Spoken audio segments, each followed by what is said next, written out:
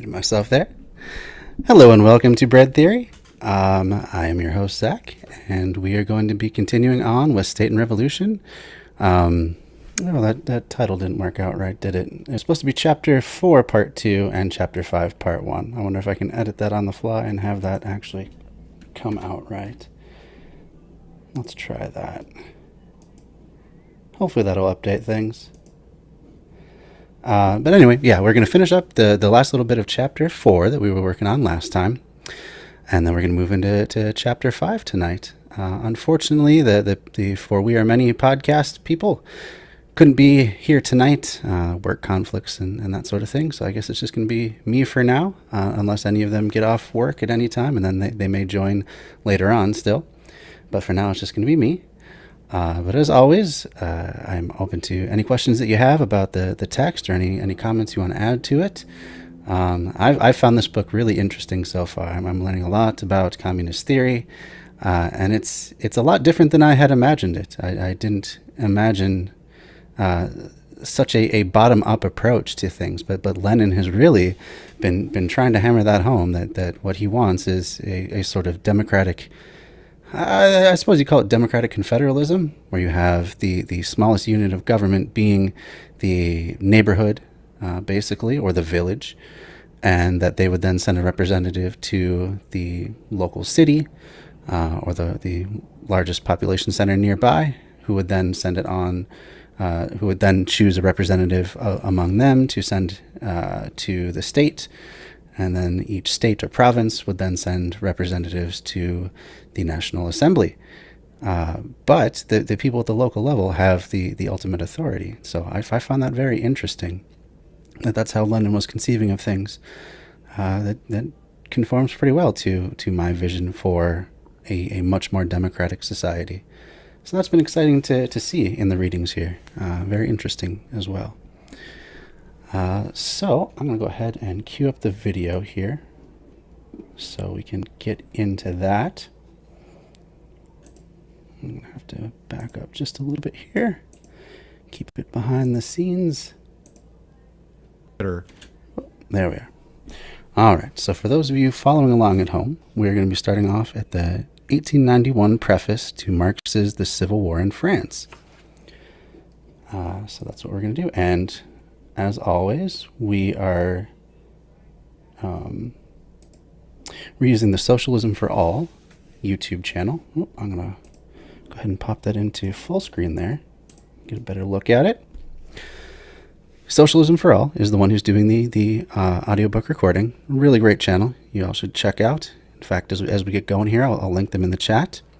Oh, another new announcement before I get into things. I have a Discord now that I'm at least confident enough to share with everyone and start welcoming people in. It is, if you go to that link tree right there, that link at the bottom, I will also post that in chat. But basically, if you go to my link tree,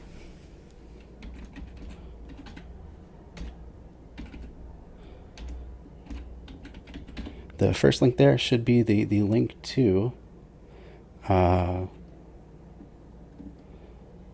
Discord. Sorry. It's hard for me to do two things at once. I am not a multitasker by any stretch. So yeah, go follow that link right there. And I'm supposedly streaming to Twitter tonight, like directly to Twitter. I don't know how that works. If by some chance you're finding this video while you're on Twitter, let me know. Let me know what the experience is, because I still am new to the live streaming with Twitter. So yeah, like to know more about that.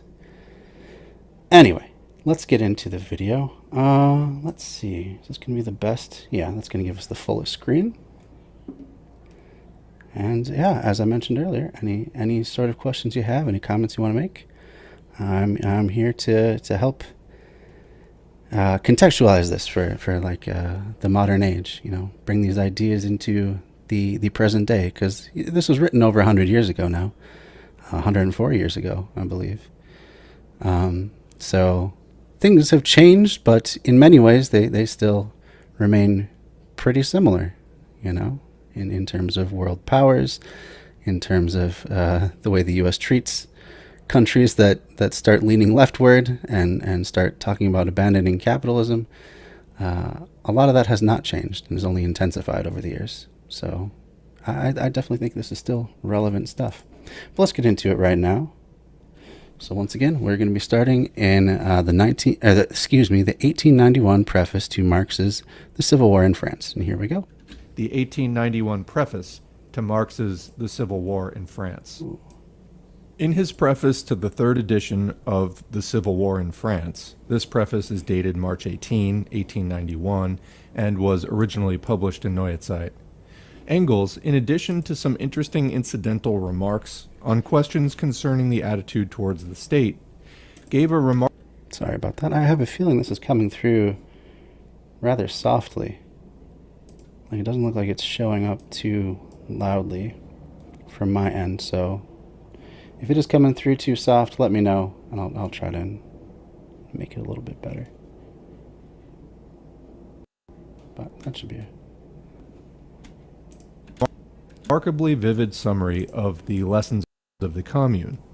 This summary, made more profound by the entire experience of the 20 years that separated the author from the Commune, and directed expressly against the, quote, superstitious belief in the state so widespread in Germany, may justly be called the last word of Marxism on the question under consideration. In France, Engels observed, the workers emerged with arms from every revolution. Quote, therefore, the disarming of the workers was the first commandment for the bourgeois, who were at the helm of the state. Hence, after every revolution won by the workers, a new struggle, ending with the defeat of the workers, unquote. This summary of the experience of bourgeois revolutions is as concise as it is expressive. The essence of the matter, among other things on the question of the state, has the oppressed class arms, is here remarkably well grasped. It is precisely this essence that is most often evaded by both professors influenced by bourgeois ideology and by petty bourgeois Democrats. In the Russian Revolution of 1917, the honor of blabbing this secret of bourgeois revolutions fell to the Menshevik, would-be Marxist Tseretelli.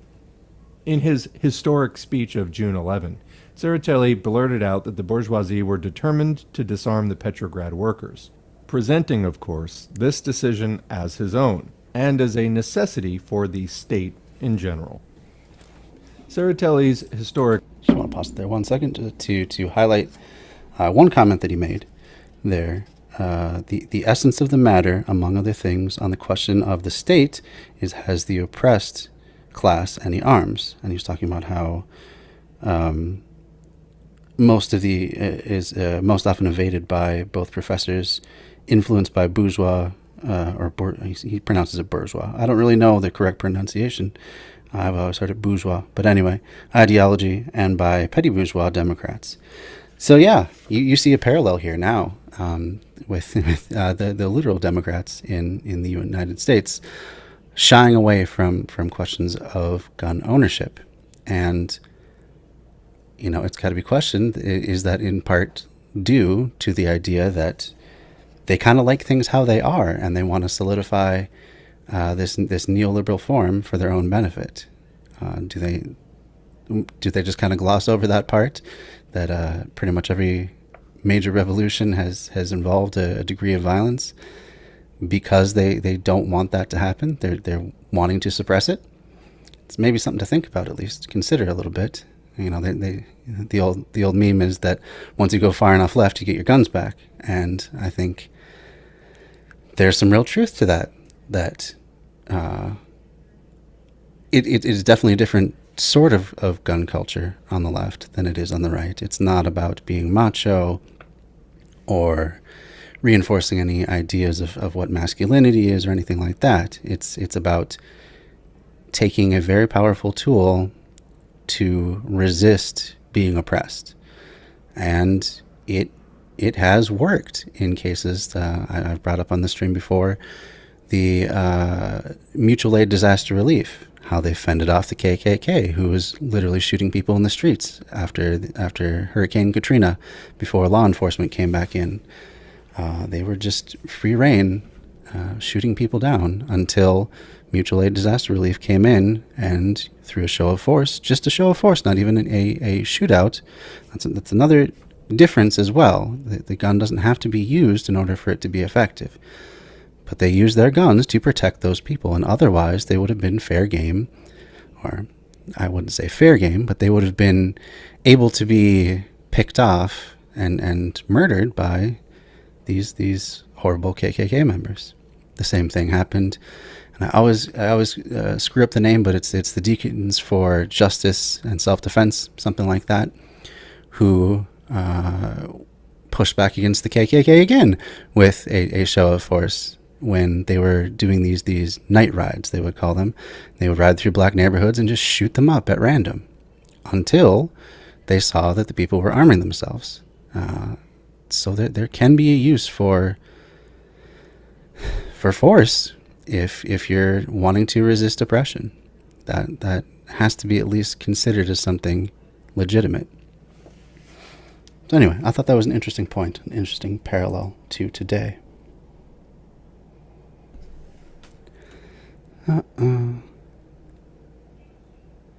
Okay, so Natalie says that you would try to share the stream, but don't feel comfortable sharing Lenin with Facebook groups. That's totally fine. Lenin and Stalin kind of scares me, to be honest, though willing to learn to see what's true versus propaganda. Yeah, this has definitely been a learning experience for me as well. I came in with a rather skeptical view of Lenin. I thought he was going to talk a lot about concentrating power into, say, like the Vanguard Party and just having them set everything up and rule. And he's basically talking about the opposite. He's talking about inverting the state, so to a form where it hardly could even be called a state anymore.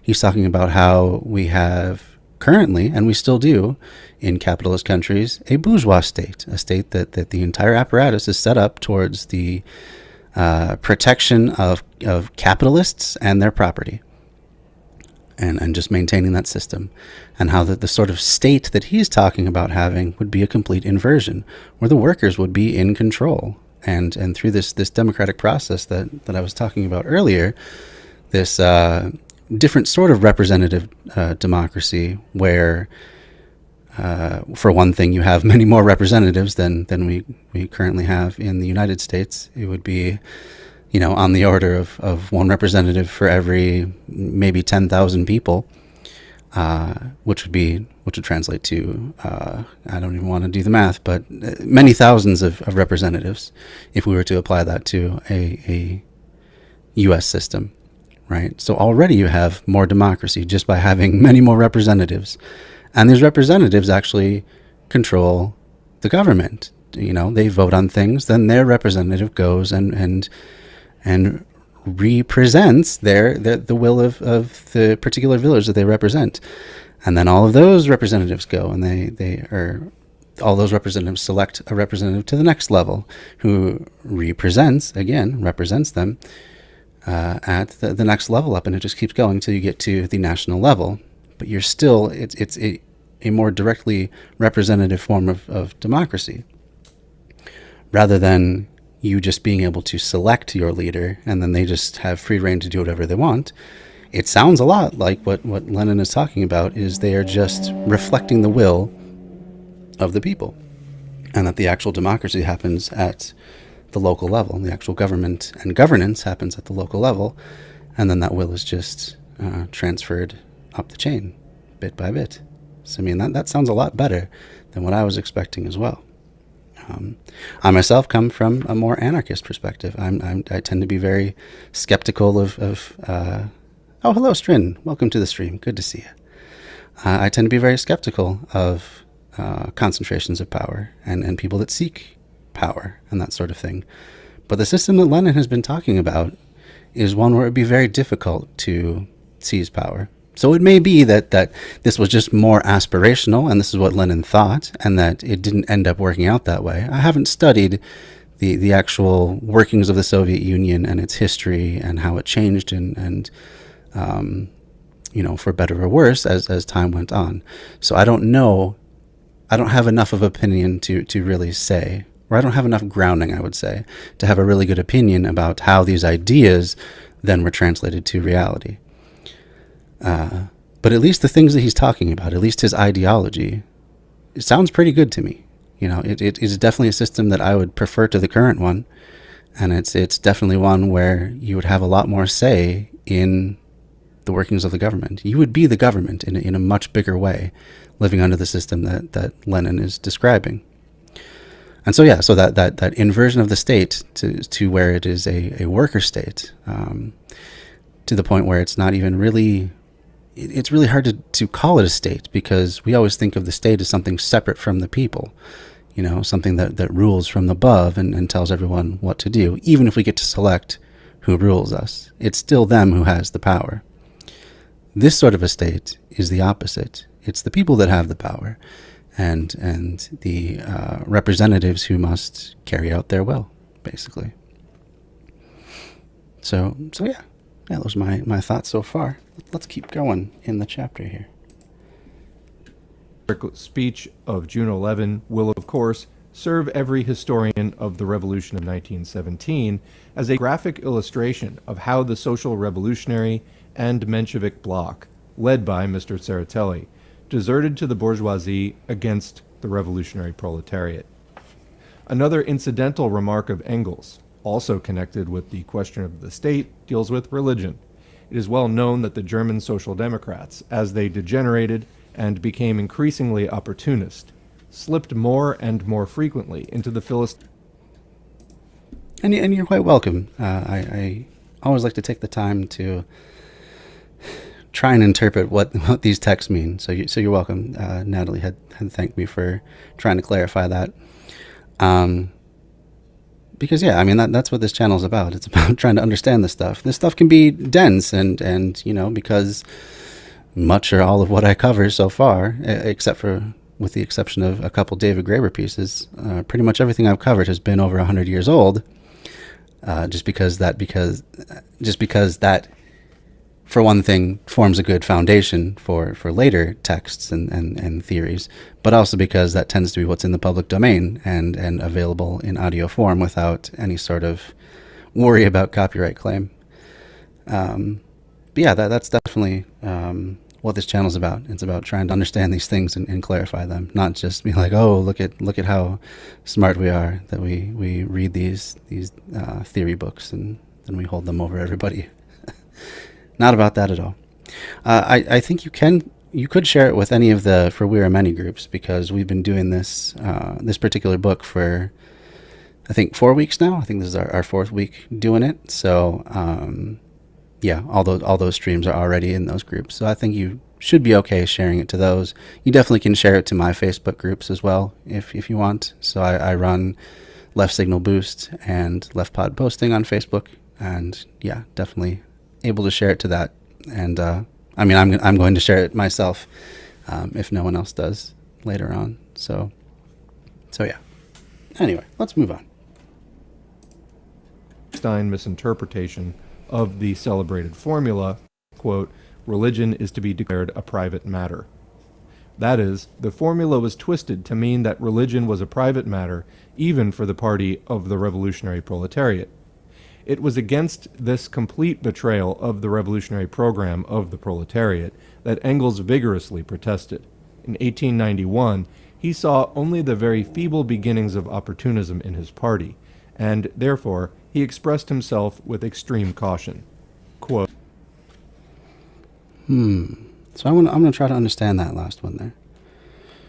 So religion is is to be declared a private matter. That is, the formula was twisted to mean that religion was a private matter even for the party of the revolutionary proletariat. I'm not quite sure what that means, though. Does that mean that they would control religion? Is that what people are advocating? Or does that mean that they would just not talk about it in any sort of matter of politics? That's a difficult passage to interpret, but let's keep on. Maybe it'll explain it a little better. Quote, as almost only workers, or recognized representatives of the workers, sat in the commune, its decisions bore a decidedly proletarian character.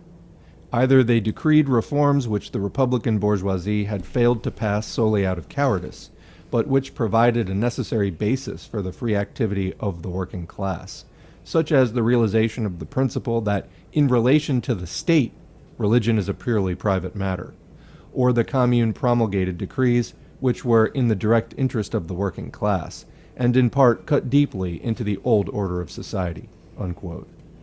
Engels deliberately emphasized the words, "in relation to the state," as a straight thrust at German opportunism, which had declared religion to be a private matter in relation to the party, thus degrading the party of the revolutionary proletariat to the level of the most vulgar, free-thinking Philistinism, which is prepared to allow a non-denominational status, but which renounces the party struggle against the opium of religion which stupefies the people. The future historian of the German Social Democrats, in tracing the roots of their shameful bankruptcy in 1914, will find a fair amount... Okay, so I think I'm understanding that a little bit better.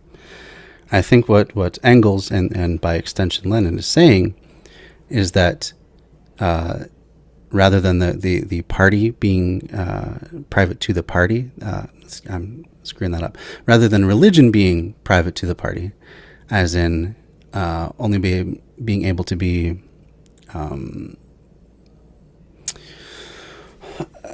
as religion only being able to be interpreted and used by the party. Instead, it is supposed to be private to the state, so all the people. So that's not to say that you can't have a religion. It's just that it can't have any bearing on the workings of government. And I think that point is driven home when he talks about the religion being the opium of. Well, let me try that again. The opium of religion, which stupefies the people. I think that's pretty similar to that quote you often hear thrown around, religion being the opiate of the masses. I think this is a little bit different. The opium of the people would suggest that religion is thought of more of as a drug, so that no part of, does that mean that the state then couldn't have religion at all? I don't, I guess I'm still struggling a little bit with that. I'm not sure if he's talking completely against having any religion within the state, but he still said religion should be a private matter. So I think that would still allow people to practice their own religions as long as it had nothing to do with the workings of the state. I think that's probably the right interpretation here. Let's keep going, though. Amount of interesting material on this question, beginning with the evasive declarations in the articles of the party's ideological leader, Kautsky, which throw the door wide open to opportunism, and ending with the attitude of the party towards the Los von Kirche Bewegung, the Leave the Church movement, in 1913. But let us see how, 20 years after the Commune, Engels summed up its lessons for the fighting proletariat. Here are the lessons to which Engels attached prime importance. Quote, "It was precisely the oppressing power of the former centralized government, army, political parties, bureaucracy, which Napoleon had created in 1798, and which every new government had since then taken over as a welcome instrument and used against its opponents. It was this power which was to fall everywhere, just as it had fallen in Paris." Quote, "From the very outset..." Sorry about that. Meant to pause a little bit before. So you're interpreting that the same way then, Natalie? That religion should be separated from the state? And I think that's probably, that has to be the way that things go. You can't really have a free people if they all are subjected to the same religion. They have to be able to practice whatever faith they want, or no faith at all. Otherwise, how is that really freedom if your entire life is being put through a lens that you may not even believe in, or you may believe slightly different? You may be a different sect of the state religion. That would not make any sense to me as a way to govern. So yeah, I agree with that. State has to be secular in order for it to be of a free people, or the will of a free people.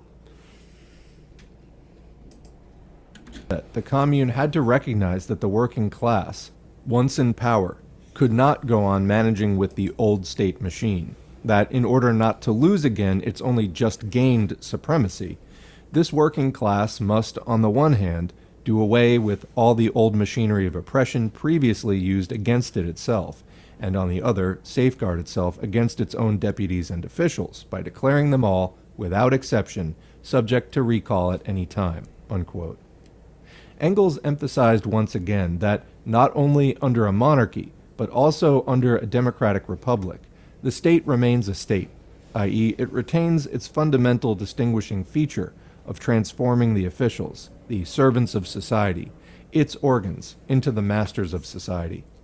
Quote, "Against this transformation of the state and the organs of the state from servants of society into masters of society, an inevitable transformation in all previous states, the commune used two infallible means. In the first place, it filled all posts, administrative, judicial, and educational, by election on the basis of universal suffrage of all concerned, subject to recall at any time by the electors. And, in the second place, it paid all officials, high or low, only the wages received by other workers, the highest salary paid by the commune to anyone." So this is important. This talks about the checks on power that Lenin and Engels both wanted to have in a communist society. So actually, you know what? I'm going to go right to the end of the sentence, and then we'll get back to that. Was 6,000 francs. In this way, a dependable barrier to place hunting and careerism was set up, even apart from the binding mandates to delegates to representative bodies, which were added beside. Okay, so yeah, two important points here. So what they are trying to avoid is the state reverting back to the bourgeois state. That's for the benefit of the few and the repression of the many. So he says, against the transformation of the state and the organs of the state from servants of society, which is the sort of state that they're looking for, into masters of society, which is the sort of government we have now. They are the masters of society in a big way. There's a reason that, especially at the highest levels in capitalist so-called democracies, that you see a lot of wealthy people running for those positions. Not only do they have a good vested interest in keeping the system going the way it is, but it's a lucrative career move as well, you know. I mean, in the U.S., from the stock tips alone, they found it almost impossible to stop members of Congress from basically doing insider trading, because they're privy to a lot of information that the general public doesn't get, and they trade on that because it's hard not to. I mean, if you got some super secret tip that could make you tons of money, that's a pretty big lure to do that. And it's hard to, it's hard to it's hard to regulate that sort of thing, because you may have a good stock tip and you could give it to somebody else, and then they cash in big and then give some of the proceeds back to you. It can be that sort of a thing, and that's a little bit harder to track and study. And actually, recently there's a group of people that track the stock trades, the individual stock trades of Congress, in the hopes of placing those good bets and putting their money into those same stocks, because they know that the congressional people know something that they don't. And I haven't seen yet how that's worked out, but I imagine pretty well. So if you do have some extra money that you want to throw into the stock market, pay attention to what people like Nancy Pelosi and Mitch McConnell and Chuck Schumer, all the biggest and most powerful people, especially the ones that are on committees that would have access to this sort of information. Pay attention to how they trade, if you can figure that out. I don't even know where you would find a record of that, but I would assume that as members of Congress, they have to at least be public about their trades at some point. But yeah, try and follow that if you have anything to put towards it. So anyway, so So he's trying to prevent the state from going back to being masters of society, right? So all the previous states have done that. And in fact, the Soviet Union reverted back to a capitalist form and became Russia again. And that's what we have today, thanks in large part to people like Vladimir Putin, who run the government for their own profit. I mean, pretty nakedly do so. So yeah, even when you set things up well, there's no inevitability that things won't break or crumble in some way. So an important lesson to keep in mind. But anyway, the commune used two infallible means. In the first place, it filled all posts, administrative, judicial, and educational, by election on the basis of universal suffrage of all concerned. So everyone voted for who these government positions would be filled by. And they were subject to recall at any time by the electors, and that keeps the power in the hands of the people. So that even if you're trying to amass power and do things that are counter to the revolution, you can be snapped out of power like that, just because the people then see what's happening. Hopefully they will keep an eye on what's going on, and they will recall you at any time. And then you're out of power, and someone else gets to take your place. That seems like a good check on runaway power to me. And in the second place, it paid all officials, high or low, only the wages received by the other workers. So an average workman's wage, right? The highest salary paid by the commune to anyone was 6,000 francs. I don't know how much that would be in today's dollars, or even today's francs, for that matter. But I assume that's about what a working person was making at that time. In this way, a dependable barrier to place hunting and careerism was set up, even apart from the binding mandates to delegates to representative bodies, which were added besides. Okay, so you're taking away a lot of the monetary power that comes with being an elected official, and you're taking away their ability to just amass more and more power. So in theory, then that works out where the people have some really good checks on power, and the revolution continues on. It's not countermanded by someone who's just seeking to, amass power for themselves. All right, so Strin, you say they probably have their investments twice or thrice removed. Yeah, I mean, you're talking about the members of Congress. They're supposed to, but of course, there's always means of getting around that sort of a blind trust. I think you're right. They are supposed to have a blind trust, but, you let something slip out and the right person hears it, and maybe you can get around that. And they'll have family members, too, who also probably have the ability to participate in the stock market. So, yeah, kind of difficult to address that sort of a problem.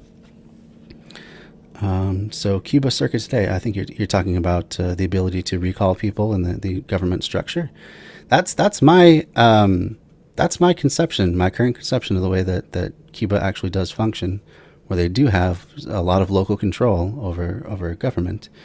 I definitely want to dive in more to them, because they are one of the few of the so-called socialist nations that have survived. I mean, despite constant U.S. intervention and aggression.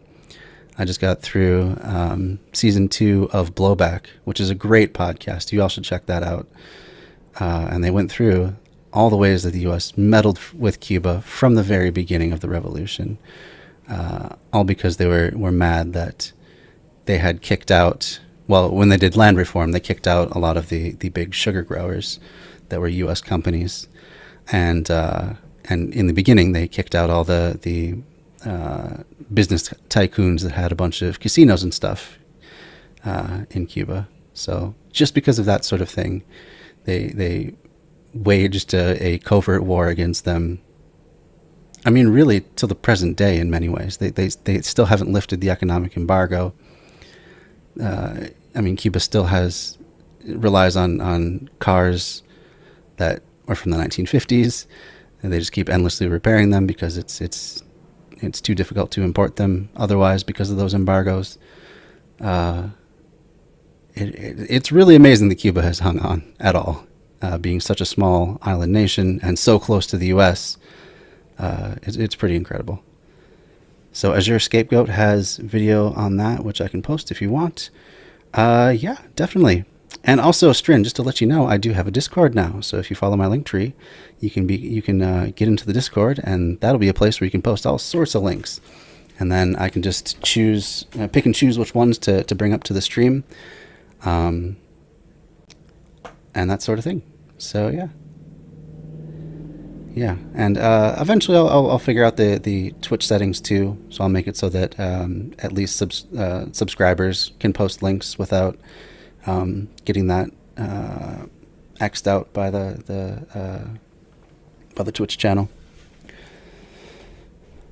Let's see. So Natalie says, and their family members definitely do. A few caught and publicized on the mainstream media. No arrests or laws applied that I'm aware of. Yeah, those congressional people, really no consequence for them. Just gaming the system in their favor, and literally profiting off of their position.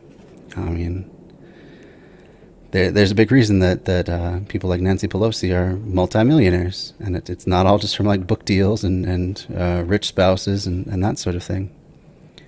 It's because it's a really good, profitable position to be in, to be a U.S. congressperson. Let's continue on then. So yeah, so we were just talking about the checks and balances that the people have in this envisioned commune. So let's hear a little bit more. Unquote. Engels here approached the interesting boundary line at which consistent democracy, on the one hand, is transformed into socialism, and on the other demands socialism. For in order to abolish the state, it is necessary to convert the functions of the civil service into the simple operations of control and accounting that are within the scope and ability of the vast majority of the population, and subsequently of every single individual. And if careerism is to be abolished completely, it must be made impossible for honorable, though profitless posts in the civil service to be used as a springboard to highly lucrative posts in banks or joint stock companies, as constantly happens in all the freest capitalist countries. Engels, however... And this continues to happen. How many of the people that run for office, especially like when the presidential races come up, how many of them have previous government experience that they are trying to use to springboard to more power and more lucrative positions? And this is the way it goes most of the time. Either they come in from like the business world, like in the case of Donald Trump, or they start out and maybe a city council or being a mayor, and then they move up to state government and then try and springboard to federal government. This happens all the time, and a big reason for that is that it's a lot more profitable to keep going up and up in your position with the government. All right, you posted in the Discord. Awesome. Thank you for that. Yeah, we'll pull that up sometime on stream, maybe for like a Sunday show or something like that. Breaks down Cuba's election process. That sounds really good. So thank you for doing that. Yeah, and just one more shout out. We got a Discord now. It's on the link tree there, the very first link. So go and check it out. Yeah, I should be looking at and seeing what's happening in the Discord as well. Maybe there's other stuff going on. Oh, we got a follow. Let me just pull that up a second, and I will thank you. Jeffrey Dahmer, thank you for following. That's a name for sure. We are talking about State and Revolution tonight. We're going through, we're finishing up Chapter 4, and we're going to get into Chapter 5 after that, State and Revolution. So thanks for the follow.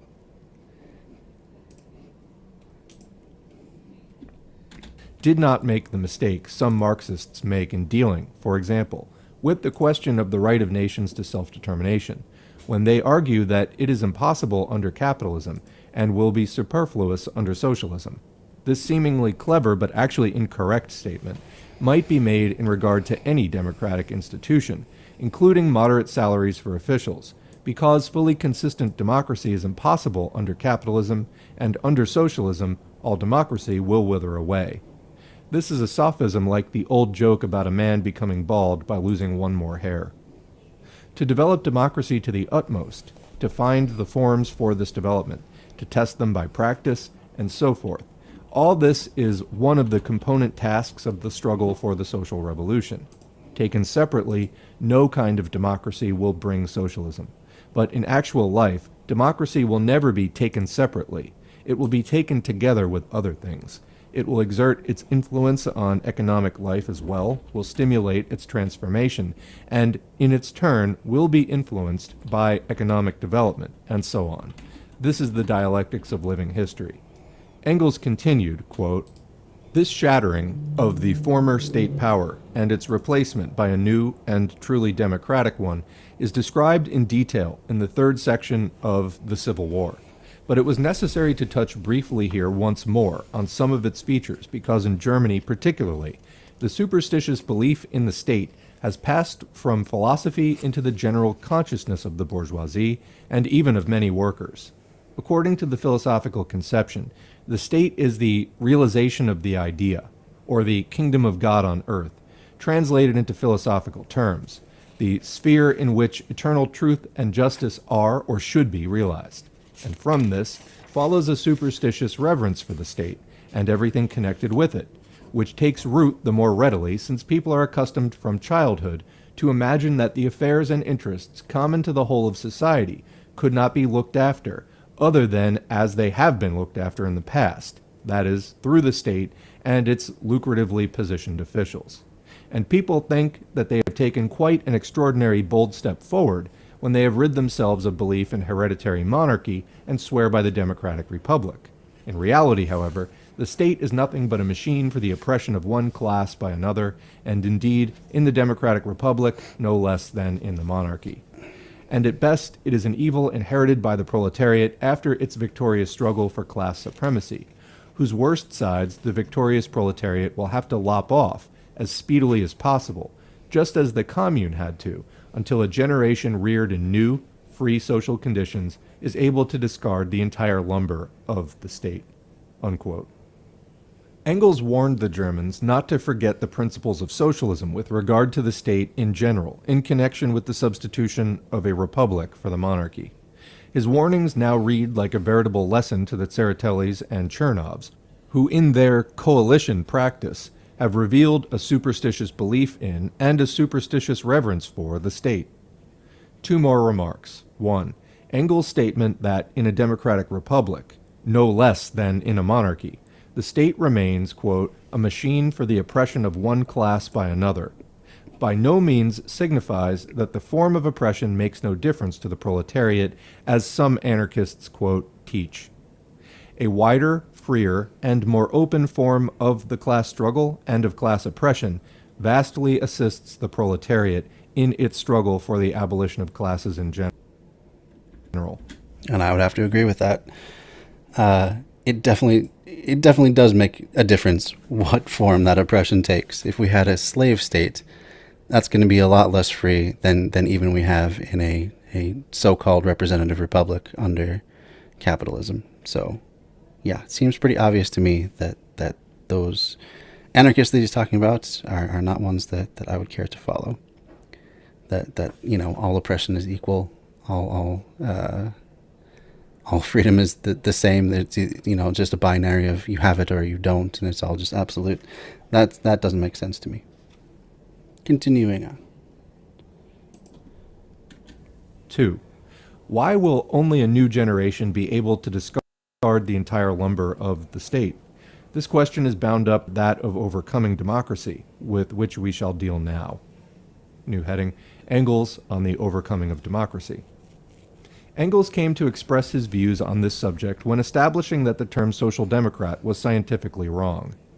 In a preface to an edition of his articles of the 70s on various subjects, mostly on, quote, international questions, dated January 3, 1894, i.e. written a year and a half before his death, Engels wrote that in all his articles he used the word communist and not social democrat, because at that time the Proudhonists in France and the Lassalleans in Germany called themselves social democrats. Quote, "For Marx and myself," continued Engels, "it was therefore absolutely impossible to use such a loose term to characterize our special point of view. Today, things are different, and the word social democrat may perhaps pass muster, inexact though it still is for a party whose economic program is not merely socialist in general, but downright communist, and whose ultimate political aim is to overcome the whole state, and consequently democracy as well. The names of real political parties, however, are never wholly appropriate. The party develops while the name stays." Unquote. The dialectician Engels remained true to dialectics to the end of his days. "Marx and I," he said, "had a splendid, scientifically exact name for the party, but there was no real party, i.e., no mass proletarian party. Now, at the end of the 19th century, there was a real party, but its name was scientifically wrong. Never mind, it would pass muster so long as the party developed, so long as the scientific inaccuracy of the name was not hidden from it and did not hinder its development in the right direction." Perhaps some wit would console us Bolsheviks in the manner of Engels. We have a real party. It is developing splendidly. Even such a meaningless and ugly term as Bolshevik will pass muster, although it expresses nothing whatsoever but the purely accidental fact that at the Brussels-London Congress of 1903, we were in the majority. Perhaps now that the persecution of our party by Republicans and, quote, revolutionary petty bourgeois Democrats in July and August has earned the name Bolshevik such universal respect, now that, in addition, this persecution marks the tremendous historical progress our party has made in its real development, perhaps now even I might hesitate to insist on the suggestion I made in April to change the name of our party. Perhaps I would propose a compromise to my comrades, namely to call ourselves the Communist Party, but to retain the word Bolshevik in brackets. But the question... And that is always a problem with any sort of leftist group, that names get co-opted by people that are to the right of you. I mean, this happens all the time with anarchists and so-called libertarian socialists. Both anarchy and libertarian has been co-opted by people on the right, people that really love capitalism to one degree or another, and just really hate the idea of any sort of a government, even though what they want instead is private government to be, all-powerful, basically authoritarian. But then you just have the option to join that government or not. Wow, what freedom. So yeah, I can see where he's struggling, and I can also see where at some point you just throw your hands up and you just gotta pick a term and stick to it, because you're never going to have complete control over the way it's used. It's just one of those things that the right just loves to do. They love to co-opt those terms and turn them into something they never were intended to mean. Same thing with libertarian. Libertarian never meant to mean that private enterprises are, godlike in their ability to rule over their subjects. So yeah, let's continue though. The question of the name of the party is incomparably less important than the question of the attitude of the revolutionary proletariat to the state. In the usual argument about the state, the mistake is constantly made against which Engels warned, and which we have in passing indicated above. Namely, it is constantly forgotten that the abolition of the state means also the abolition of democracy, that the withering away of the state means the withering away of democracy. At first sight, this assertion seems exceedingly strange and incomprehensible. Indeed, someone may even suspect us of expecting the advent of a system of society in which the principle of subordination of the minority to the majority will not be observed, for democracy means the recognition of this very principle. No, democracy is not identical with the subordination of the minority to the majority. Democracy is a state which recognizes the subordination of the minority to the majority, i.e., an organization for the systematic use of force by one class against another, by one section of the population against another. We set ourselves the ultimate aim of abolishing the state, i.e., all organized and systematic violence, all use of violence against people in general. We do not expect the advent of a system of society in which the principle of subordination of the minority to the majority will not be observed. In striving for socialism, however, we are convinced that it will develop into communism, and therefore that the need for violence against people in general, for the subordination of one man to another and of one section of the population to another, will vanish altogether, since people will become accustomed to observing the elementary conditions of social life without violence and without subordination. In order to emphasize this element of habit, Engels speaks of a new generation, quote, reared in new, free social conditions, which will, quote, be able to discard the entire lumber of the state, of any state, including the democratic republican state. In order to explain this, it is necessary to analyze the economic basis of the withering away of the state. All right, so we're going to get into that next in Chapter 5, finally, that we've come to. The economic basis for the withering away of the state. So what he was saying there in the lead up to this next chapter is that for the foreseeable future, basically, there's going to be a need for a state because there's going to be more than one class. There's still going to be counter-revolutionaries, not only from within your given country, but from without. That certainly happened after the USSR was formed. I'm not even sure it was a year before the Western countries invaded them and tried to overthrow them. So there still was a need for a state at that point because there were other class interests coming to undo all the work that they had just done. So as long as there are, as long as there is inequality, as long as there are people that could, that do have more power and could seize even more to try and wield over everybody else, there still is a need for a state. But eventually the goal is to get to the point where people have been relatively equal for so long that there's no need for that sort of a struggle anymore. I think that's I would say that that's a bit idealistic.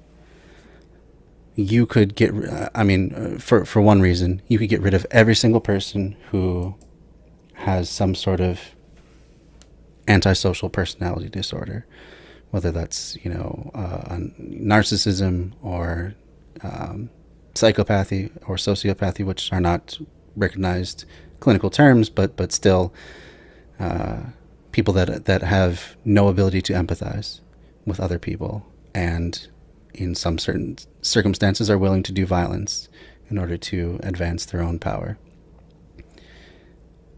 You could get rid of all of those people right now, and there still would be more in the next generation. There are just some people who are born with a low degree of being able to empathize with others and a higher proclivity to want to aggrandize themselves and get up above everybody else. That's just how it is. That's just, basic personality traits of some people. And so I don't see how you could ever get to a point where no one would ever want to seize more power for themselves. Because I think that there are accounts of this from, tribes that people have studied that go back thousands of years. They say, how do you deal with these, or do you have these people in your midst, right? Do you have people that no matter what you do, no matter how you try to correct them, keep trying to hurt other people and take things from them? And time and time again, the answer is yes. It's just a genetic thing of some people. So you're just never going to get rid of that entirely. So I don't see how you would ever get rid of the state. That's really the point that I'm driving at. You'd have to have some sort of democracy to constantly keep that in check. Because we went to a point, we all started at a point, go back far enough, where we were all in bands and tribes with relatively the same amount of power. We lived in a way that is much closer to a pure democracy or, an anarchist or communist society, where there may have been a leader, but they were not so powerful that they could just, hoard all the resources for themselves. Because for one thing, that would starve all of their people that they depend on, and they would just die as well. So we've lived in that state. Most of human existence has been in a state without much class distinction at all, and yet we moved from that state. As soon as, depending on where you are, as soon as we were able to store grain in any great quantity, that gave some people leverage over others, and it just took the wrong person to be in control of that leverage to start much more hierarchical societies.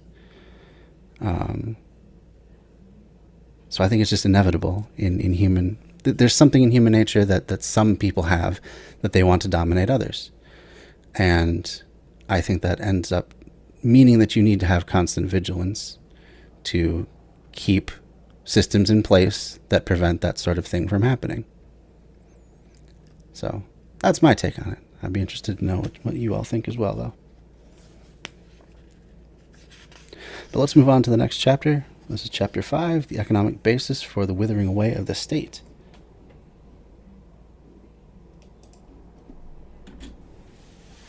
And that's the end of chapter 4, now beginning chapter 5, the economic basis of the withering away of the state.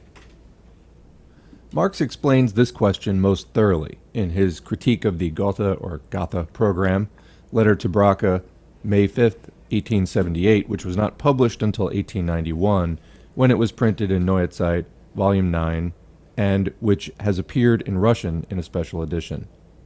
The polemical part of this remarkable work, which contains a criticism of Lassalleanism, has, so to speak, overshadowed its positive part, namely the analysis of the connection between the development of communism and the withering away of the state. Section 1. Presentation of the question by Marx. From a superficial comparison of Marx's letter to Braque of May 5th, 1878, with Engels' letter to Bebel of March 28, 1875, which we examined above, it might appear that Marx was much more of a, quote, champion of the state than Engels, and that the difference of opinion between the two writers on the question of the state was very considerable. Engels suggested to Bebel that all chatter about the state be dropped altogether, that the word state be eliminated from the program altogether, and the word community substituted for it. Engels even declared that the commune was long a state in the proper sense of the word. Yet Marx even spoke of the, quote, future state in communist society, i.e. he would seem to recognize the need for the state even under communism. But such a view would be fundamentally wrong. A closer examination shows that Marx's and Engels' views on the state and its withering away were completely identical, and that Marx's expression, quoted above, refers to the state in the process of withering away. Clearly, there can be no question of specifying the moment of the future withering away, the more so since it will obviously be a lengthy process. The apparent difference between Marx and Engels is due to the fact that they dealt with different subjects and pursued different aims. Marx set out to show Bebel graphically, sharply, and in broad outline the utter absurdity of the current prejudices concerning the state, shared to no small degree by Lassalle. Marx only touched upon this question in passing, being interested in another subject, namely the development of communist society. The whole theory of Marx is the application of the theory of development, in its most consistent, complete, considered, and pithy form, to modern capitalism. Naturally, Marx was faced with the problem of applying this theory both to the forthcoming collapse of capitalism and to the future development of future communism. On the basis of what facts, then, can the question of the future development of future communism be dealt with? On the basis of the fact that it has its origin in capitalism, that it develops historically from capitalism, that it is the result of the action of a social force to which capitalism gave birth. There is no trace of an attempt on Marx's part to make up a utopia, to indulge in idle guesswork about what cannot be known. Marx treated the question of communism in the same way as a naturalist would treat the question of the development of, say, a new biological variety, once he knew that it had originated in such and such a way and was changing in such and such a definite direction. To begin with, Marx brushed aside the confusion the Gotha program brought into the question of the relationship between state and society.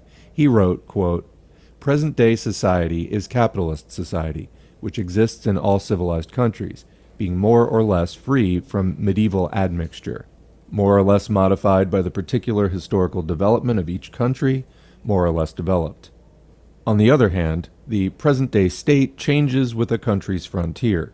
It is different in the Prusso-German Empire from what it is in Switzerland, and different in England from what it is in the United States. The present-day state is therefore a fiction. Quote, nevertheless, the different states of the different civilized countries, in spite of their motley diversity of form, all have this in common, that they are based on modern bourgeois society, only one more or less capitalistically developed. They have, therefore, also certain essential characteristics in common. In this sense, it is possible to speak of the present-day state in contrast with the future, in which its present root, bourgeois society, will have died off. Quoting again, the question then arises, what transformation will the state undergo in communist society? In other words, what social functions will remain in existence there that are analogous to present state functions? This question can only be answered scientifically, and one does not get a flea hop nearer to the problem by a thousandfold combination of the word people with the word state, unquote. Comment, that was a little funny. I almost laughed. After thus ridiculing all talk about a people's state, Marx formulated the question and gave warning, as it were, that those seeking a scientific answer to it should use only firmly established scientific data. The first fact that has been established most accurately by the whole theory of development, by science as a whole, a fact that was ignored by the utopians and is ignored by the present-day opportunists, who are afraid of the socialist revolution, is that, historically, there must undoubtedly be a special stage, or a special phase, of transition from capitalism to communism.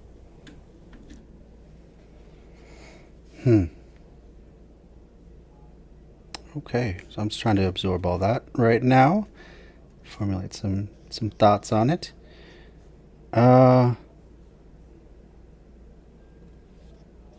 you know what? I think we're just going to keep moving on.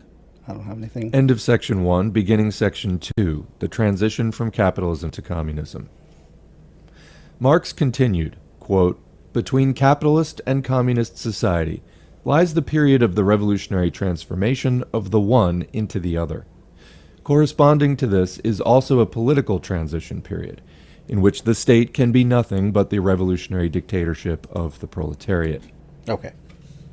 So this transitionary period, I mean, there were transitionary periods with every crumbling of an old order.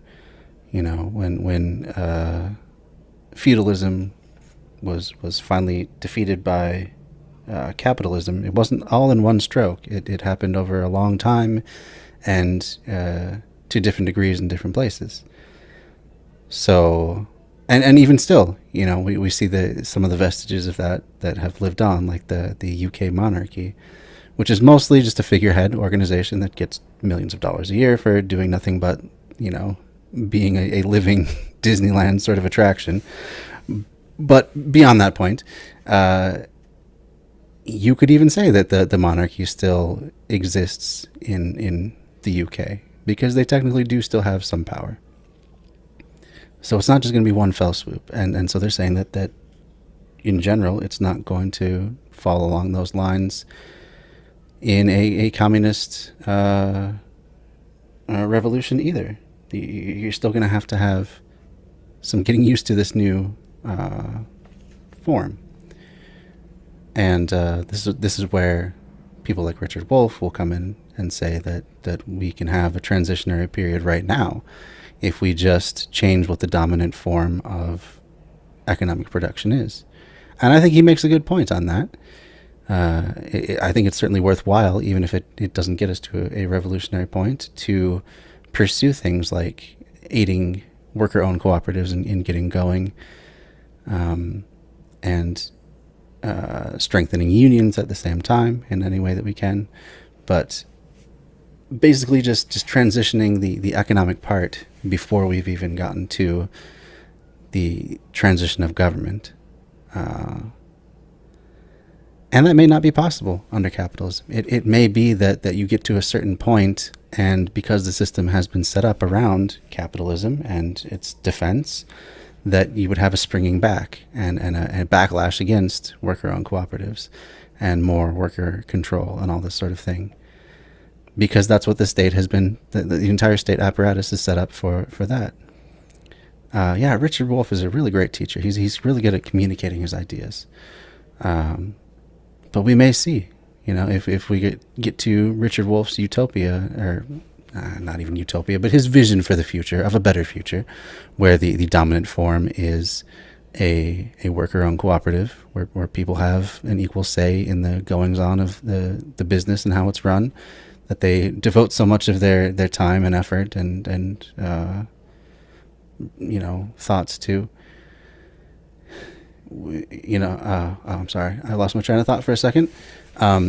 We may see, though, that actually does set the stage for an actual switch to this form of government that Lenin has been talking about, that's more representative and has the power reins controlled by the people at the very local level.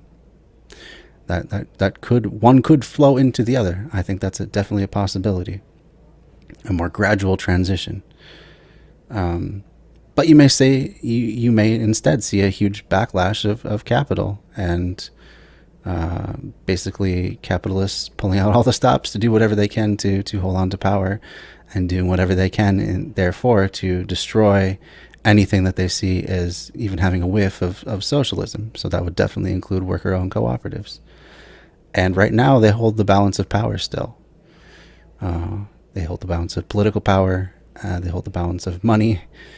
Way more money in the top 1% of people than is possessed by, I think, the bottom 50% still. I guess it remains to be seen. But I think what Wolff talks about, this more gradual transition, is a worthwhile endeavor.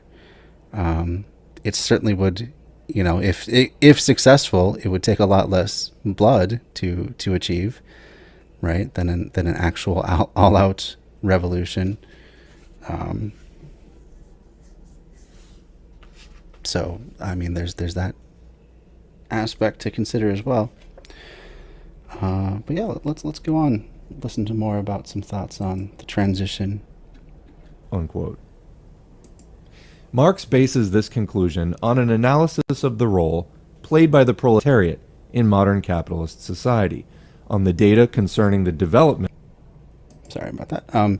So you say, Natalie, that you don't think capitalism will go down without a huge struggle. I think that's likely so, because that's what we saw with the transition from feudalism to capitalism. That was not a peaceful transition of power. It took a lot of minor players like lords and whatnot trying to break away from the current monarchical system and run their own thing the way that they wanted to. It took a lot of that and a lot of monarchs beating back revolutions again and again to get to the point where capitalism is the dominant form. So in that sense, yeah, you're probably right. I don't think it would be all that much different if socialism just kind of quietly snuck in the form of promoting worker-owned cooperatives. So that, I mean, there's a good argument to be made that the backlash to that would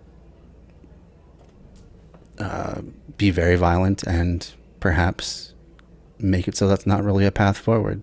It may not be that you can get to socialism through those means.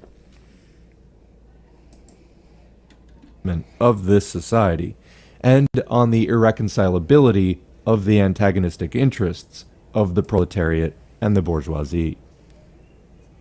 Previously, the question was put as follows: to achieve its emancipation, the proletariat must overthrow the bourgeoisie, win political power, and advance its revolutionary dictatorship.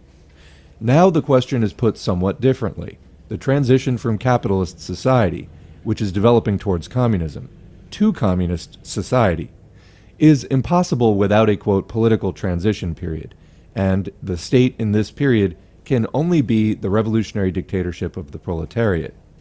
What, then, is the relation of this dictatorship to democracy?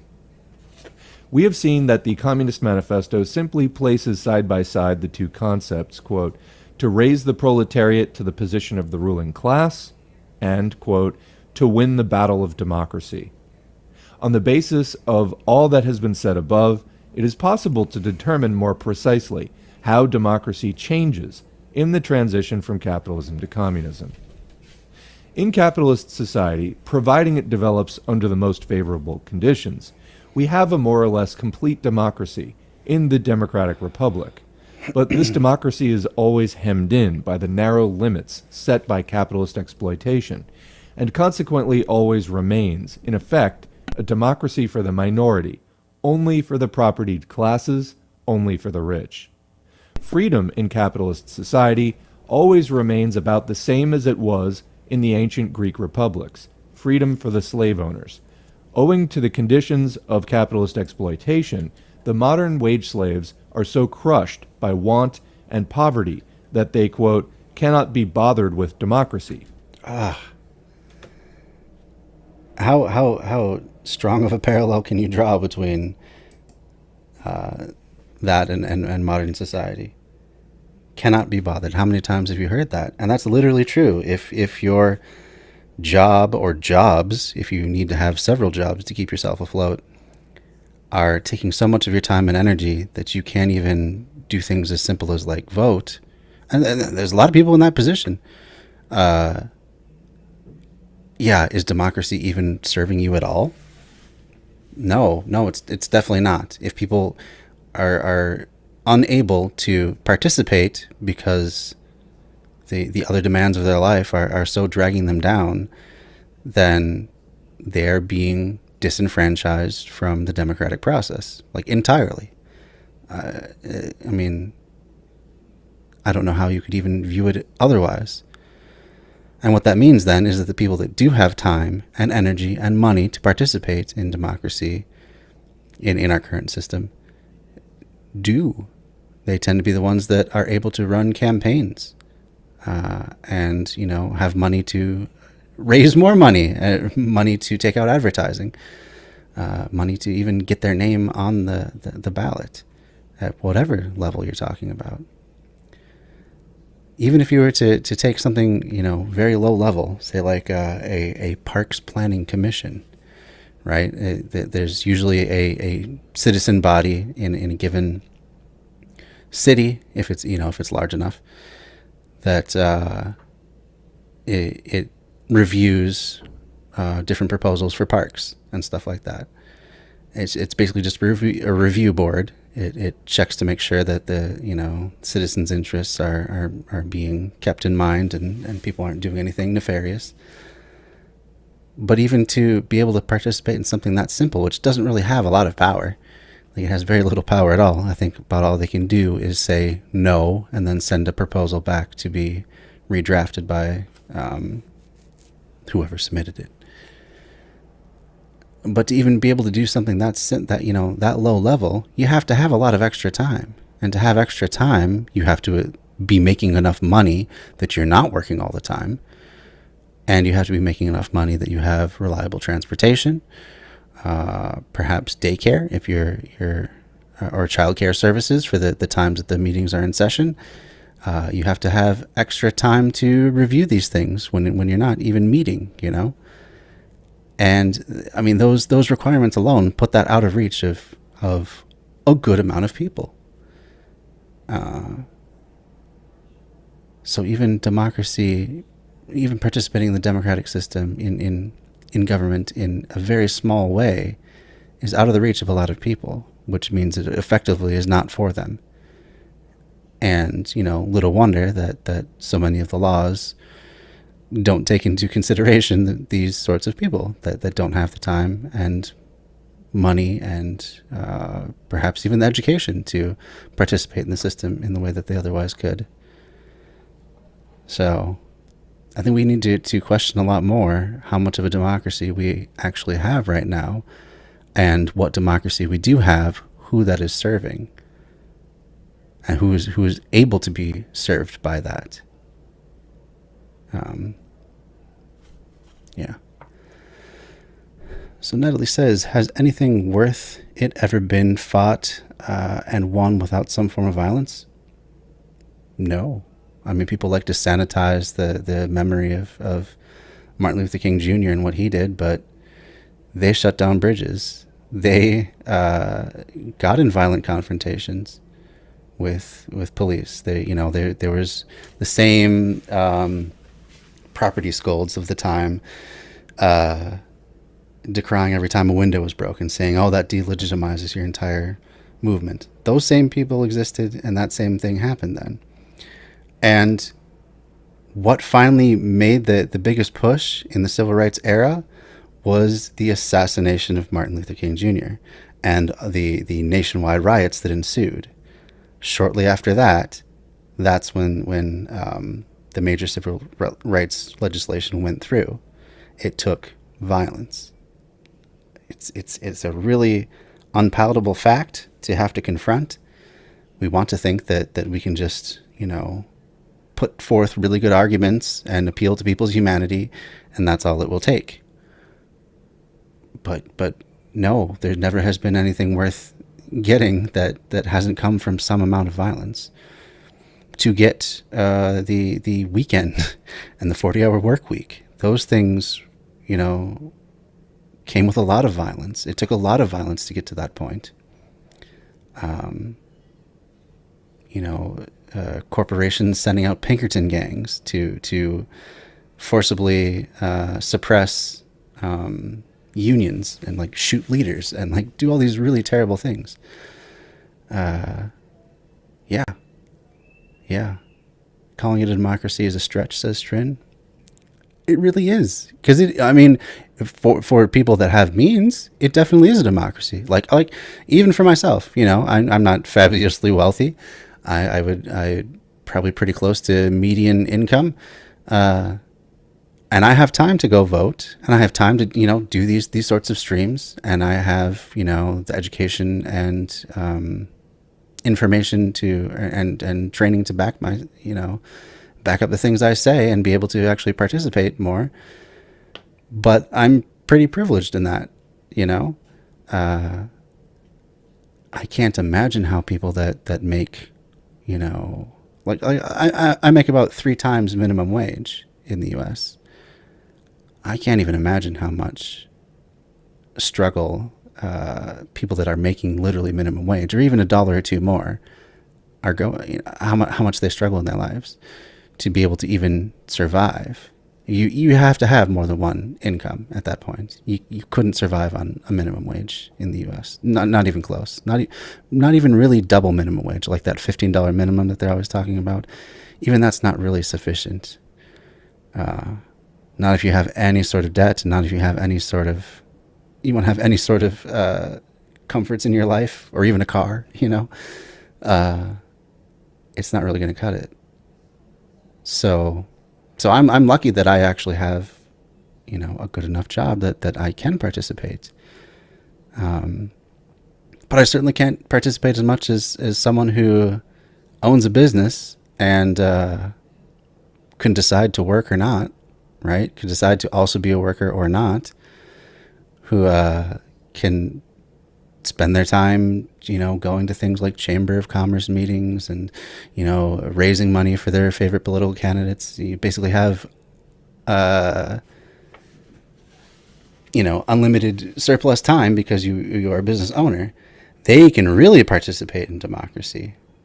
So yeah, as Lenin has been saying, it is a form of democracy, but it's primarily a democracy for at least the petty bourgeoisie, if not the outright bourgeoisie. So yeah. So we don't have to call it violence. We can call it what it really is, self-defense. Another good point, Strin, because the violence is being committed against us every day. You know, we are having our excess labor value stripped from us forcibly because it's legal to do so. We are being deprived of adequate housing, adequate protection, adequate education. These are all violent things that are being done to us daily. And it's even worse for people that don't conform to the standard of what is supposed to be acceptable in America. Stray away from that white Christian male identity, straight, cis, all of that, and it makes it even harder. So yeah. So according to inflation, the minimum wage should be around $22. Yeah, and even that could be pushing it. People don't all have the same situation. Like, I have a lot of college debt still. I got my master's foolishly, and so I have roughly $90,000 left to pay on that. It hasn't helped me out yet, but even if it did, that's one more thing. That's one more expense that I have that I got to pay back, and so that starts to eat away at that $22 figure. I've sold my car, so we're down to one car in our family, so that has helped a lot. But when I was paying for my car, that's yet another pretty big expense to have reliable transportation and have access to all these jobs that I've gotten. So Natalie says it's near impossible even if two in the household are making federal minimum wage. Yeah, I don't think if you're both making minimum wage and that's all you're working, I don't see how people do it. Especially if they have kids too. Like, kids is another expense. Kids are incredibly expensive. That's another bit of violence that's done to poor people. They are systematically kept down if they then decide to have kids. They may be given a few crumbs in the way of food assistance or medical assistance, but it's always begrudgingly, and they always have to jump through tons of hoops to keep that going. Because basically the ways that capitalist society views you is that having a child is first and foremost an economic decision, that you have to be in a good place to be able to provide for them economically in order to be able to have what should be everyone's right, who's capable of it, of procreating, should they so choose. I mean, procreation, that's a pretty basic level right that we're talking about here. But the idea that you could shame people into not exercising it because they don't fit into the right economic bracket, that's to me, that's sick. That is violence.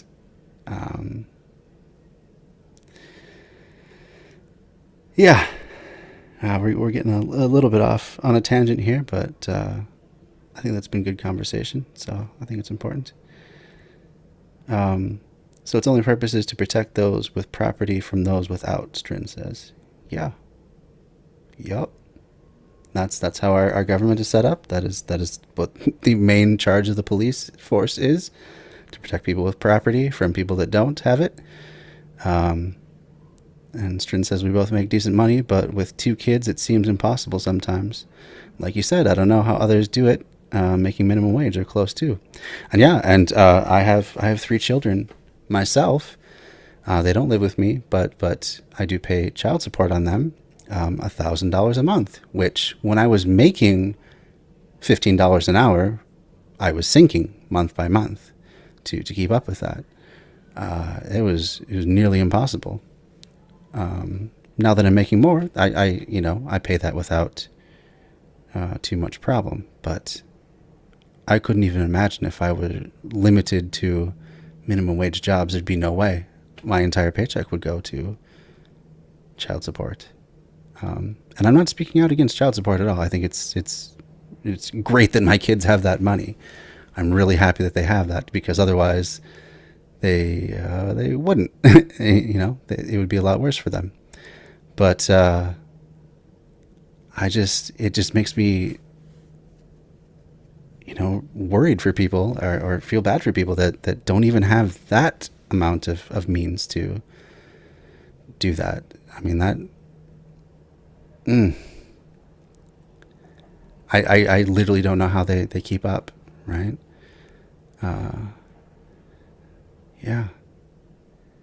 Yeah, Natalie says it's sick that property production is placed over human life. That's true. That is definitely true. All right, I think this would be a good place to keep moving on.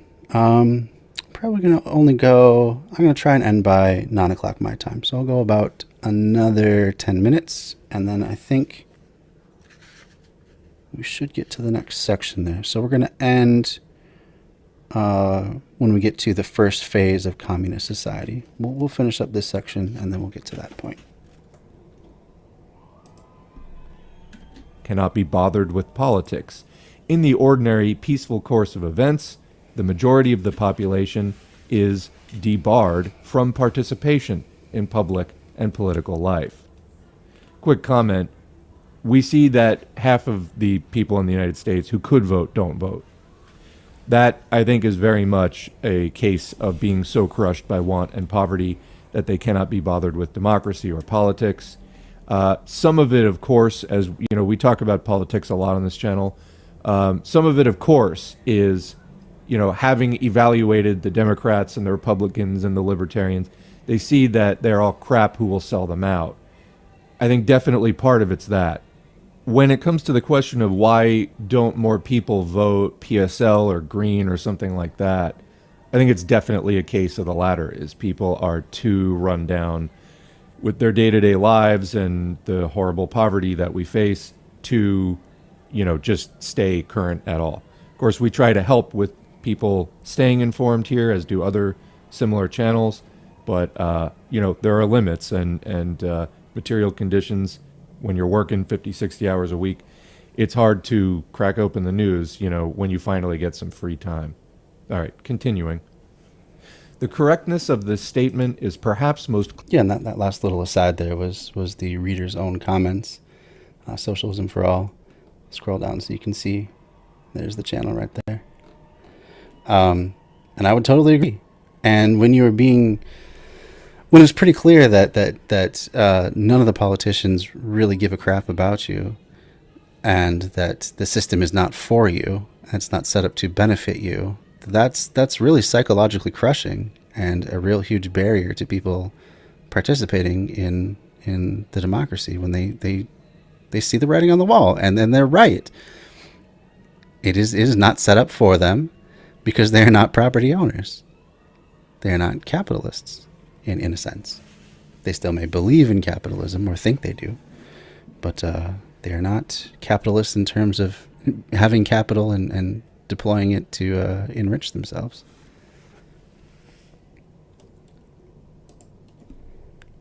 Clearly confirmed by Germany, because constitutional legality steadily endured there for a remarkably long time, nearly half a century, 1871 to 1914. And during this period, the Social Democrats were able to achieve far more than in other countries in the way of, quote, utilizing legality, and organized a larger proportion of the workers into a political party than anywhere else in the world. What is this largest proportion of politically conscious and active wage slaves that has so far been recorded in capitalist society? 1 million members of the Social Democratic Party out of 15 million wage workers, 3 million organized in trade unions out of 15 million. Democracy for an insignificant minority, democracy for the rich. That is the democracy of capitalist society. If we look more closely into the machinery of capitalist democracy, we see everywhere, in the, quote, petty, supposedly petty, details of the suffrage, residential qualifications, exclusion of women, etc., in the technique of the representative institutions, in the actual obstacles to the right of assembly, public buildings are not for paupers, etc., In the purely capitalist organization of the daily press, etc., etc., we see restriction after restriction upon democracy. These restrictions, exceptions, exclusions, obstacles for the poor seem slight, especially in the eyes of one who has never known want himself and has never been in close contact with the oppressed classes in their mass life. And 9 out of 10, if not 99 out of 100, bourgeois publicists and politicians come under this category. But in their sum total, these restrictions exclude and squeeze out the poor from politics, from active participation in democracy. Comment, well said. That's a very good passage. Marx grasped the essence of capitalist democracy splendidly when, in analyzing the experience of the commune, he said that the oppressed are allowed once every few years to decide which particular representatives of the oppressing class shall represent and repress them in Parliament. But from this capitalist democracy that is inevitably narrow and stealthily pushes aside the poor and is therefore hypocritical and false through and through, forward development does not proceed simply, directly, and smoothly towards greater and greater democracy, as the liberal professors and petty bourgeois opportunists would have us believe. Democratic Party. No, forward development, i.e. development towards communism, proceeds through the dictatorship of the proletariat and cannot do otherwise, for the resistance of the capitalist exploiters cannot be broken by anyone else or in any other way. And the dictatorship of the proletariat, i.e. the organization of the vanguard of the oppressed as the ruling class for the purpose of suppressing the oppressors, cannot result merely in an expansion of democracy. Simultaneously with an immense expansion of democracy, which for the first time becomes democracy for the poor, democracy for the people, and not democracy for the money bags, the dictatorship of the proletariat imposes a series of restrictions on the freedom of the oppressors, the exploiters, the capitalists. We must suppress them in order to free humanity from wage slavery. Their resistance must be crushed by force. It is clear that there is no freedom and no democracy where there is suppression and where there is violence. Engels expressed this splendidly in his letter to Babel when he said, as the reader will remember, that, quote, "The proletariat needs the state, not in the interests of freedom, but in order to hold down its adversaries. And as soon as it becomes possible to speak of freedom, the state as such ceases to exist." Unquote. Democracy for the vast majority of the people, and suppression by force, i.e. exclusion from democracy, of the exploiters and oppressors of the people. This is the change democracy undergoes during the transition from capitalism to communism.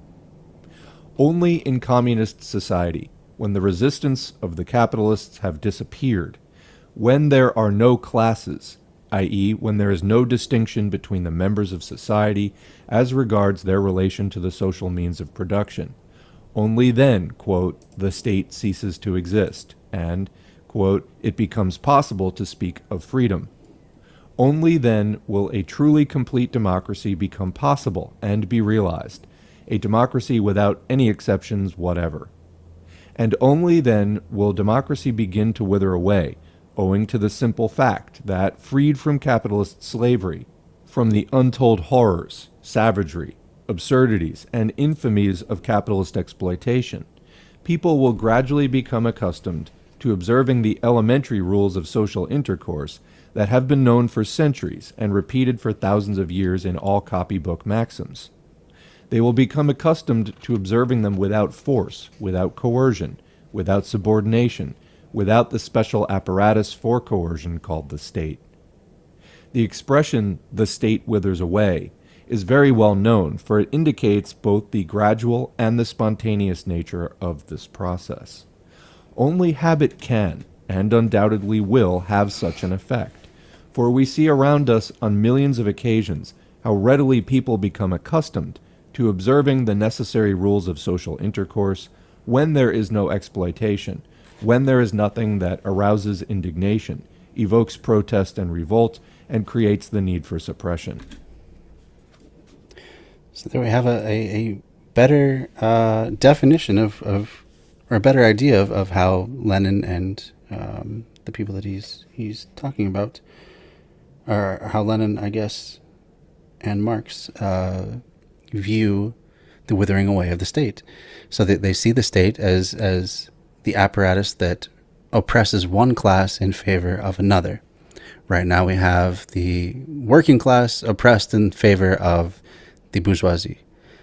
If we were to invert that with a worker state, we would have the bourgeoisie repressed through state means by the workers, by the common people. And it's only when you get to the point where there is no more class distinction, where the capitalists have been resisted long enough, that the state can wither away. But I don't think that would even mean that government withers away. You probably would still need to make decisions collectively. There's still going to be challenges that are not having to do with class struggle. So I think when he says the state is withering away, what that's referring to is the apparatus that suppresses one class for the benefit of the other. I think I'm coming to understand it that way now, which makes sense. But, I mean, as long as there are still capitalists on Earth, then you're still probably going to need a state, because if they have any sort of power, they're going to try and destroy rivals. And who's the bigger rival to capitalism than communism? Or any leftist form of government, for that matter. Anything that places common people above, hoarders of power and wealth. And welcome, Jelly Moon. Good to see you. I don't know if that uptime command works for my particular channel.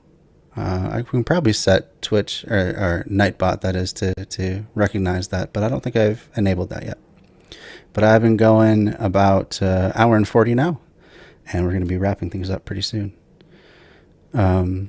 Natalie said that choosing your politician by viewing the MSN, the mainstream news in quotes, very good, is actually a big problem and not the way to choose who you elect. Yeah. Why would that be? Because all the mainstream news, with this somewhat of an exception with like NPR, but pretty much all the mainstream news relies on the capitalist mode of production. There's no even real non-profit news other than like NPR and PBS. So they kind of have a vested interest in only showing you candidates and only presenting as viable candidates that toe that capitalist line, at the very least. So yeah, they have a good reason to be biased in their coverage. Not a great way to decide who you're going to vote for, if you actually have the privilege of being able to vote at all, if your life is such that you can invest the time and effort to participate in the system. All right, we only got a couple more paragraphs, and I think we'll set it so like about a page left. And then we'll go ahead and wrap it up for the night. And so in capitalist society, we have a democracy that is curtailed, wretched, false. A democracy only for the rich, for the... Before I continue, though, one more plug for the Discord, because I would like to see this become a thriving Discord. Part of the link tree now, so all you got to do is go to the link tree, and you can become part of the Discord, too. And that's going to be a good place if you want to put in your plug for, or your vote or whatever, for who you'd like me to raid into. You could do, just the general chat, I suppose would be fine. Or you could do it in the chat that I've opened for Current Theory Book. That would be good as well. But yeah, come join the Discord, and let's get some good conversation going there as well. Eventually, I just opened up the voice channels as well. So eventually, I'd like it so I could have more direct participation from, especially the regular guests, and the people that are subscribed as well, so that they could, hop on from time to time and, come in and out, and it be more of a, a conversation rather than even just me and a couple of other people. It could be a whole rotating cast of people coming in to give their thoughts on the book. I think that would be really cool. Have I not had closed captionings on this whole time? I thought I turned them on. I apologize for that. I should have had this on the entire time. I keep doing that. Gotta find some way to remind myself to put those closed captionings on. So yeah, if you have anyone you'd like me to raid into, go ahead and put that in the Discord, and I will check that out later. So either the general channel or the one on the current theory book that we're talking about. Yeah, there are no anti-imperialist outlets that we can count on. That's very true. That's very true. There are the truly independent news sources are few and far between. I tend to think that establishments like even Democracy Now! And the Majority Report tend to be pretty good in the way that they cover things. They still of course they still have their own biases, but you can at least know that they are acting in good faith, more or less. And a big part of that is because of the way that each of those is supported.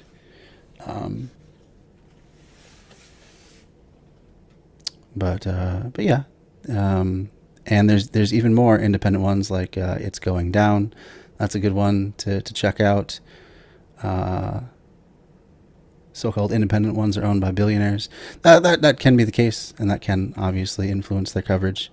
But I just tend to find that like Democracy Now!, Majority Report, pretty good. And then if you want even better sources, you can go to like It's Going Down, Unicorn Riot. There's a few more. There's a few more that I'm not thinking about. I can't think of off the top of my head, but there is some independent news out there. It's just hard to find, and you really gotta to dig for it.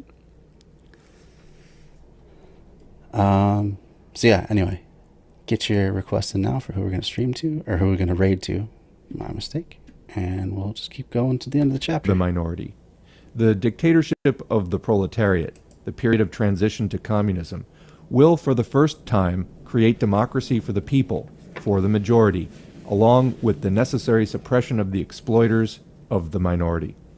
Communism alone is capable of providing really complete democracy, and the more complete it is, the sooner it will become unnecessary and wither away of its own accord. In other words, under capitalism we have the state in another sense of the word. That is, a special machine for the suppression of one class by another, and what is more, of the majority by the minority. Naturally, to be successful, such an undertaking as the systematic suppression of the exploited majority by the exploiting minority calls for the utmost ferocity and savagery in the matter of suppressing. It calls for seas of blood, through which mankind is actually wading its way in slavery, serfdom, and wage labor. Furthermore, there we have it. He's talking about how the current system inflicts all sorts of violence on people.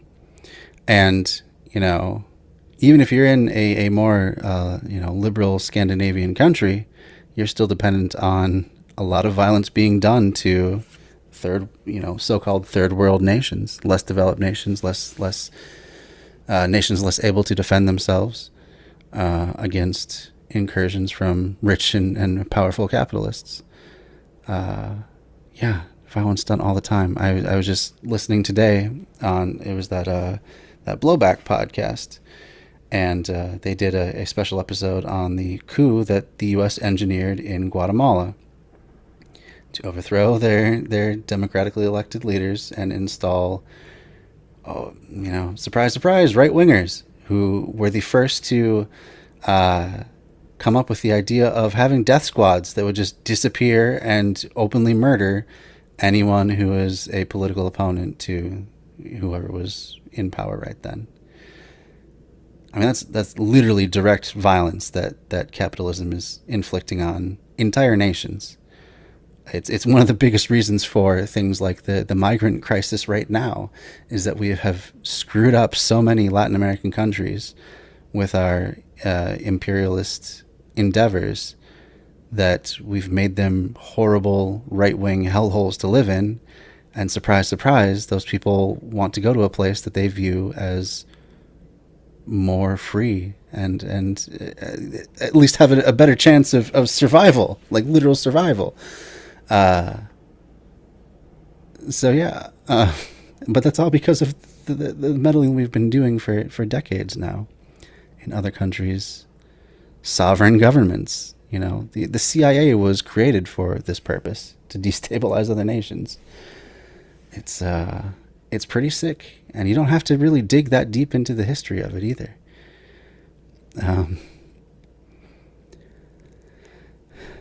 So Jelly Moon says, I feel like Twitch has just become a better news source than most actual news sources. That's true. And, you know, again, you have people that have a much lower vested interest in keeping the capitalist system going, in your average Twitch streamer, even your big Twitch streamers too. And I mean, no matter what, they're never as beholden to the system as a big news outlet would be. Strin says John Stockton goes into it quite a bit. Ex-CIA. I don't think I'm familiar with that name, so I'll have to check that out. Cool. Natalie asked, do you feel that it would be harder to get rid of capitalism, that capitalism in the U.S. has been allowed to create billionaires?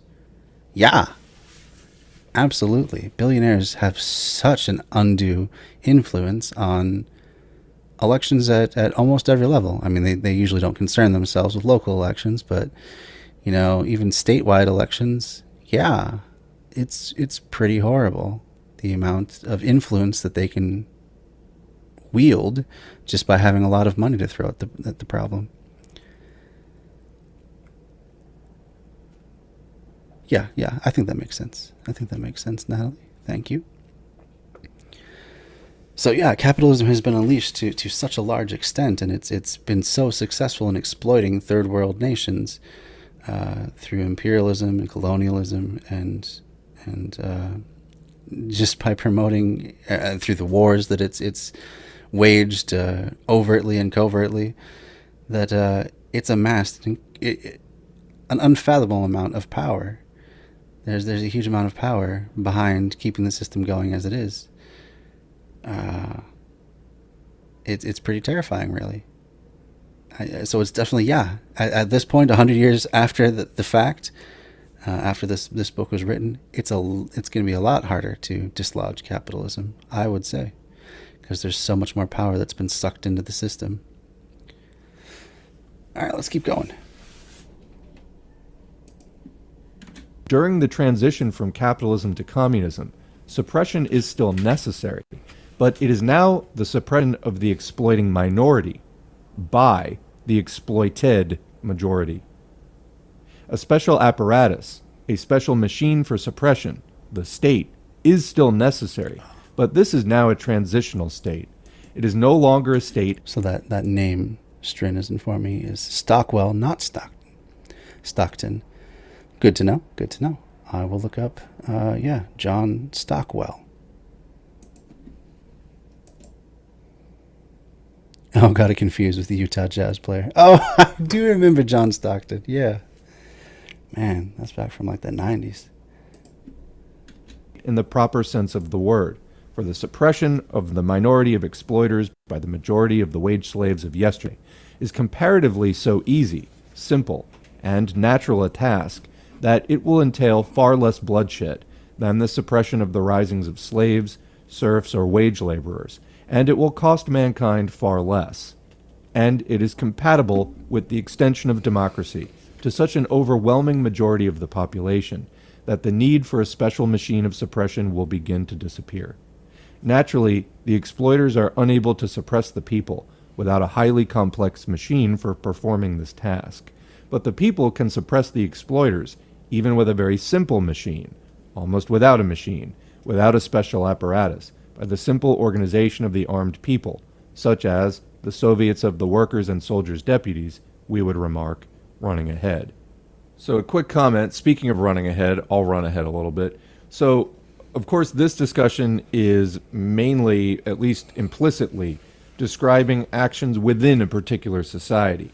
But if we pull back a little bit and think about international relations, it could be argued that one of the major problems contributing to the Soviet Union's eventual ripeness for defeat was the huge military buildup that the United States in particular was able to bait them into undertaking.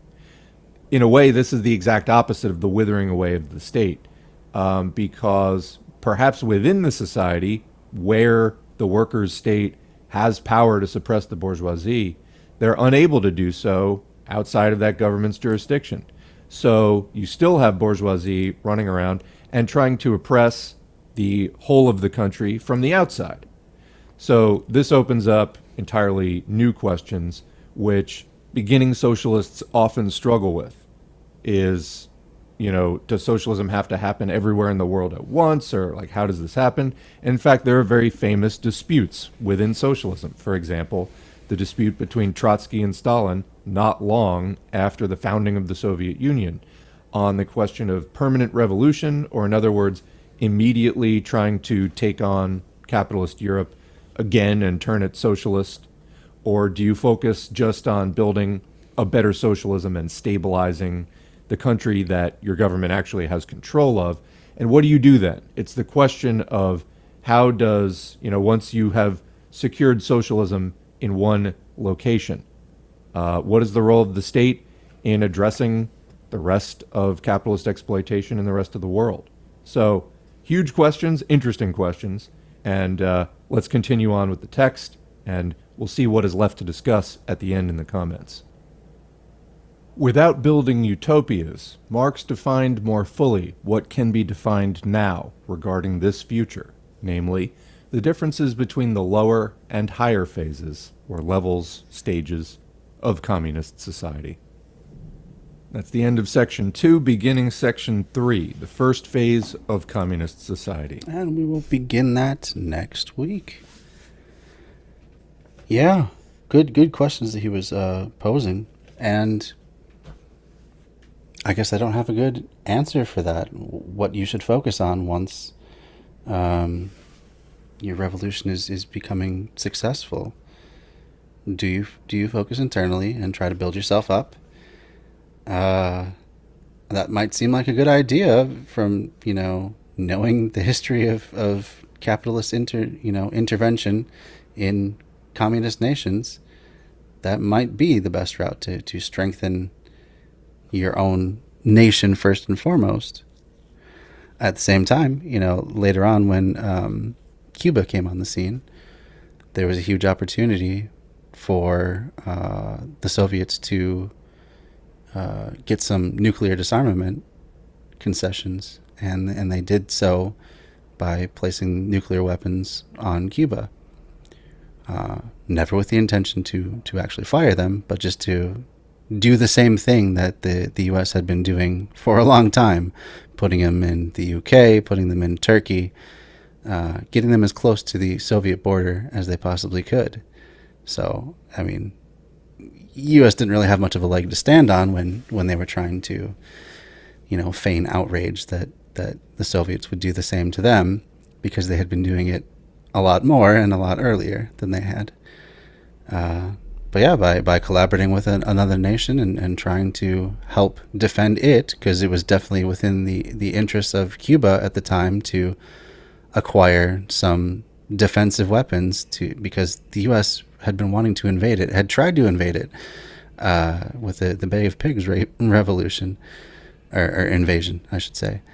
Had attempted to assassinate Fidel Castro, I don't know if it was hundreds of times by that point, but over the course of his leadership, it was over 200 times that they tried to assassinate him.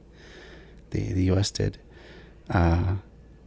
So it was in their interest too to have some defensive capabilities against U.S. invasion, because they wanted nothing more than that.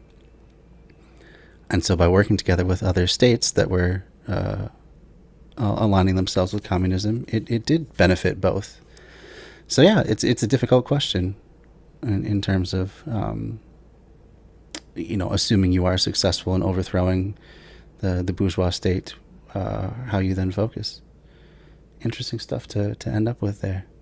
I'm continuing to really like this book. It's explaining so many things that I've been wondering about in terms of communism for quite a while. And just this last one with how this state would wither away, I have a much better understanding of it than I came into it with. So this is good stuff. I really like this. I can see why it's inspired so many people. All right. I think with that, we will get to the raid. Looks like I only have one vote, and that is for non-compete. I think it's been just a little while since I've done non-compete, so I think they're going to win. And because this is a theory stream, once a week, I like to do this, where if you join the raid and then you are the first person to make a comment after the raid happens, then I will gift you with a subscription to the channel that we are raiding into. Does that make sense? So since non-compete is the only one that anyone has thrown out there, that's the person who will raid. And the first person to make a comment after the raid happens will receive a gift sub to non-compete from myself. So it's a little way of saying thank you for helping me spread my standing within the rest of the leftist community, and for me to also support other channels, which I like a lot. You're welcome, Strana. I'm glad you were able to come along. One last plug. Go to my link tree and join the Discord. Follow me on all the different social medias. Pretty soon, just at the end of this week, we're going to be starting the Lefties Award Show nominating thread. So we're going to unveil all the different categories that we have. You can always, as a participant, nominate more categories, but we are going to unveil all the different categories of leftist creation that we are going to have be part of the Lefties Award Show.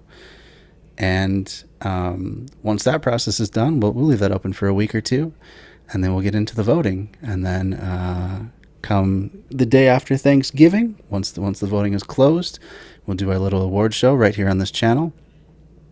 And we will, it'll just be a fun time, give you some exposure to a bunch of different leftist creators from all across all the different platforms that you can imagine that are relevant in any way, and just our way of exposing more people to quality leftist content, and just have some fun doing it too. So look out for that coming up. So all of you who are with me on Twitch, we're going to go start the raid now. I'm going to pull up non-compete, assuming they are still streaming at this point.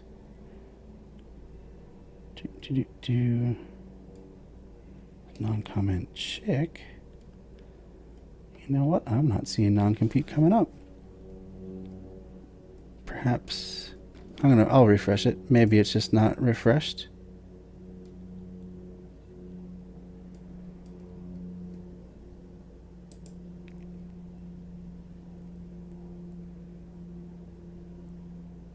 Oh, there he is. He must have just started. Only 13 viewers so far. But we will raid into non-compete. So, get ready, because the first person to comment after the raid, it has to be after the raid happens. So, no going in early. Don't jump the gun. But the first person to comment after the raid will get a free subscription to non-compete from myself. So I remember from last time, I have to actually just put it into my OBS to actually make the raid happen. So let's look up. Oops. Raid. Select 10 friends. Have a great rest of your night. And I will see you all this upcoming weekend for part 11 of the Permaculture 101 series. Yeah, that'll be exciting as well.